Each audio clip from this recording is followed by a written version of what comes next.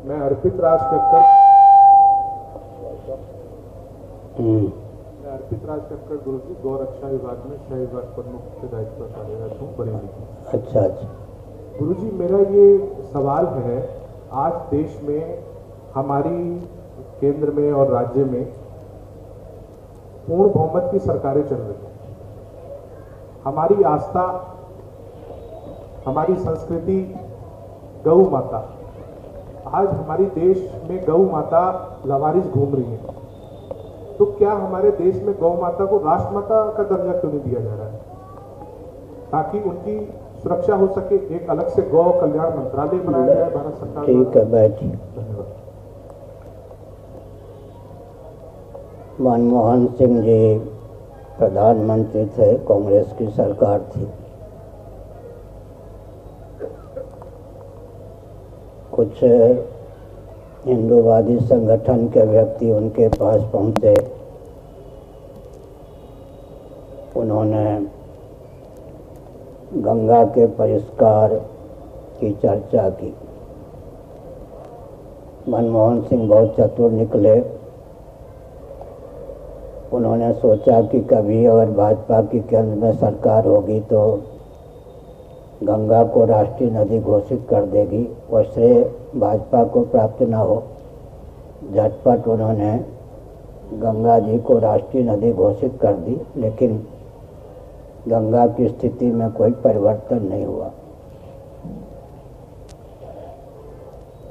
क्या है ये सब तो बाहर भी हो सकता था। हंसी मजाक नहीं, हम लोग बहुत मुश्किल से मिलते हैं। तो हमने एक संकेत किया कि मोबाइल का नाम मैंने रखा है कर्ण पिशाची। हर व्यक्ति, बच्चे के पास भी कर्ण पिशाची होते ही आजकल। तो हमने संकेत किया कि गोरक्षा की बात आपने की। भगवद गीता के 18वें अध्याय में भगवान श्री कृष्ण का वचन है, कृष्ण गौरक्ष वाणिज्यम। गौरक्ष को, गौ पालन को, गौ संरक्षण को भगवान ने मध्य में रखा, अगल बगल कृषि और वाणिज्य को रखा।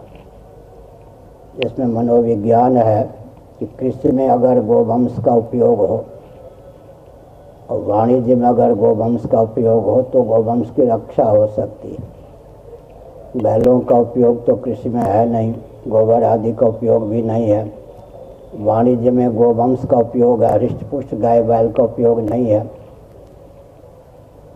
दूसरी बात यह है कि महायंत्रों के माध्यम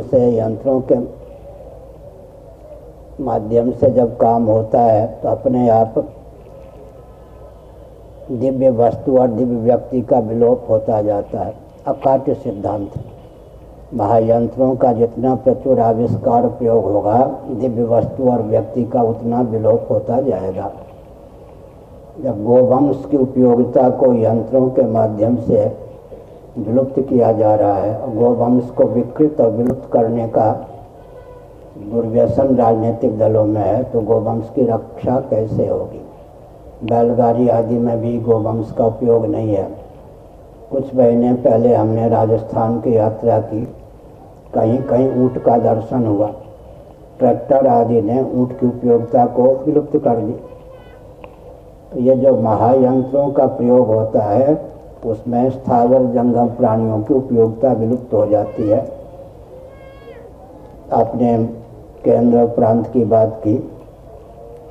मुझे कहने में भी बहुत कष्ट और संकोच है कि भारत के प्रधानमंत्री जी ने गोरक्षकों के लिए गुंडे शब्द का प्रयोग किया, गोहत्यारों के लिए नहीं। गोहत्यारों के चपेट से जिन गोभक्तों ने गाय को, गोवंश को मुक्त करने का प्रयास किया, उनके लिए गुंडे शब्द का प्रयोग कर दिया। जब प्रधानमंत्री ही गोरक्षकों को गुंडे कह चुके हैं तो अपने आप को हत्यारों के हौसले बुलंद हो गए, गोभक्तों के मनोभाव दुर्बल पड़ गए। कौन राजनीतिक दल ऐसा है जो चर्चित हो और गोवंश की हत्या का पक्षधर न हो? दोनों ओर महायंत्रों का प्रयोग होने के कारण गोवंश का विलोप हो रहा है, दूसरी ओर कोई भी राजनीतिक दल भारत में ऐसा नहीं है चर्चित जो गो हत्या का पक्षधर न हो। विशेषकर गोवंश की हत्या में हिंदू व्यापारियों का हाथ है। ये भी एक दर्द की बात है, वेदना की बात है।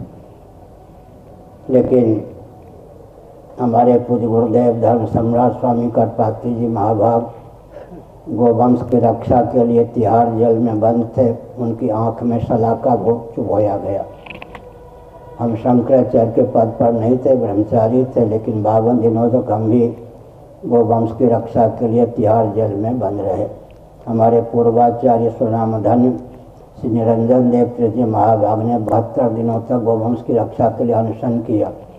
7 नवंबर 1966 को मेरी आंखों के सामने इंदिरा गांधी के शासनकाल में कामराज कांग्रेस के अध्यक्ष थे, शुक्ल, नाम नहीं लूँगा पूरा, उन्होंने हरियाणा से अर्धसैनिक बल को बुलाया। कामराज ने दक्षिण से अर्धसैनिक बल को बुलाया। निहत्थे गोभक्त जो कि लाल किला से लेकर जंतर मंतर तक बैठे थे, कोलाहल नहीं कर रहे थे, उनको भुनवा दिया। हम कैसे समझें कि भारत स्वतंत्र देश है, अराजकता की पराकाष्ठा है। गोवंश की हत्या का पक्षधर हर राजनीतिक दल है जो चर्चित आगे